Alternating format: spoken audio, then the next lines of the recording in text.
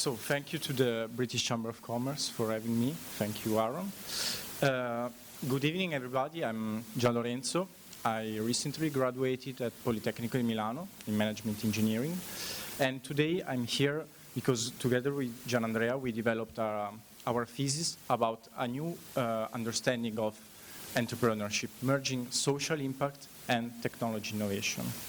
Our focus is a specific type of firm called technology social ventures, and is an economic sustainable firm that tries to tackle social issues leveraging on innovation based on technology.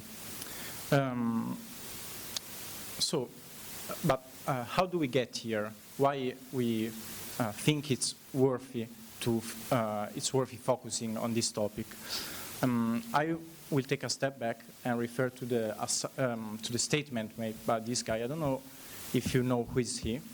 Actually, his name is Lawrence Fink, and he's the CEO of the world's largest asset manager with $6.5 trillion. And in the last letter to the CEOs, he stated, contribute to society or risk losing our support. Meaning that he will do business just with the companies that have a long-term plan to benefit the society. But so good intention. But why did he say it? Actually, the last century was a period of progress, but now we are living one of the most urgent and large-scale crises: political crisis, economic crisis, social crisis, and environmental as well. And these are the consequences of an outdated and unsustainable economic system that is now become the global norm. But something is changing, but how the business world is dealing with it. On the one hand, we have a reactive approach, so sustainability perceived as traditional, in the traditional way, as CSR, as a side activity with respect to the core business. Some others see sustainability as a compliance, or maybe as something related with energy efficiency or social risk reduction, or in the worst case, just as a communication leverage. But again, something is changing, and especially the last generations are influencing companies to have a more radical, more proactive approach. And this is spreading in a twofold way. On the one hand, the supply, so the investors. I'm talking about impact investing and social responsible investing. And on the other hand, about the demand, the market, so ventures. And now that's why we'll focus on technology social ventures that will drive the wave of digital innovation. But to do that, we have to clarify what is TSV for us. So to clarify the boundaries. Therefore, we followed a sound methodology based on a deductive approach. We did a literature review to have a first draft of technology social venture. And then we validated this first version thanks to a panel of experts. And we have now the first result, that is a definition based on 3 criteria: economic, social, and technological, and 9 parameters. So for us, technology social venture is an economic sustainable firm ensuring a long-term return with an entrepreneurial approach and trying to tackle intentionally a social issue with a measurable and scalable impact, leveraging on an innovation that is strategic for the firm. So this is the first part. Then we wanted to understand how they work and how they are run. So we have to move to the most practical, the most empirical part of the thesis. And to do that, we have to contact the TSVs. And to do that, we built a European database of 345 technology social ventures. And these are the main results. Basically, the 82% of the technology social venture are very young, less than 10 years old.